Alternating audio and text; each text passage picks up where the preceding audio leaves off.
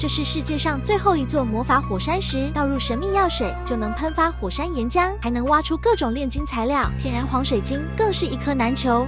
哇，这是直接买了一座活火山吗？这也太神奇了吧！我看网上说，天然的黄水晶那可是极其稀有的，只需要这么一点点就可以买一大吨的黑曜石啊！那得借多少地狱之门啊？这东西网上有的卖吗？一看就是外国货，估计可能没有。哦，某某果然万能，还真有，就是这个价格稍微有那么点贵。不过要是真的能拿到天然的黄水晶，那这个也值啊！到时候我们就把它卖了换钱，然后买一大堆的奥特曼卡包回来，你们就说耶不耶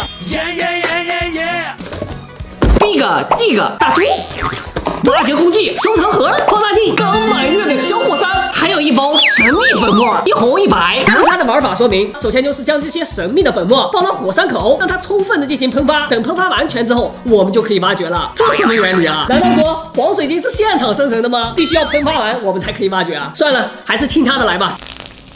哇，这个反应好剧烈呀！火山岩浆瞬间就喷泄出来了。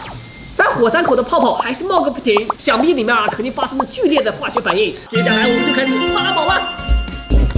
不得不说呀，这个喷发之后的火山真的很好挖，软绵绵的。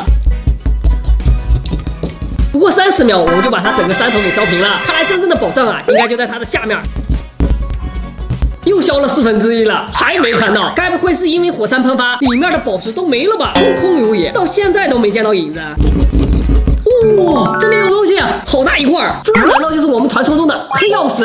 在我的世界里面可以修建地狱之门，不知道你们都修好了没？80，没货，还是没货，该不会只给我放了一块石头吧？继续，这也是块石头，灰不拉几的，一看就是一块普通的大理石，不值钱，垃圾。继续，这里面也有块石头，这一颗石头看起来平平无奇。我也不知道它叫啥。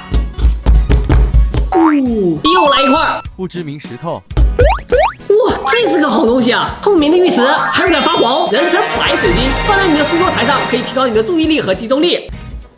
这一块差点让它跑了。黄铁矿常被人们误认为是金子，但实际上呢，它就是一块石头。紫水晶，洗完之后亮堂多了。这个挺大的。现在1分为2了，不知道还有没有？又是一块破大理石，最后，没有，也没有，这个大的，好家伙，金戒指啊，没问题，是金的，这该不会是店铺老板自己把金戒指给藏进去了吧？哈哈，这下路子也算发了。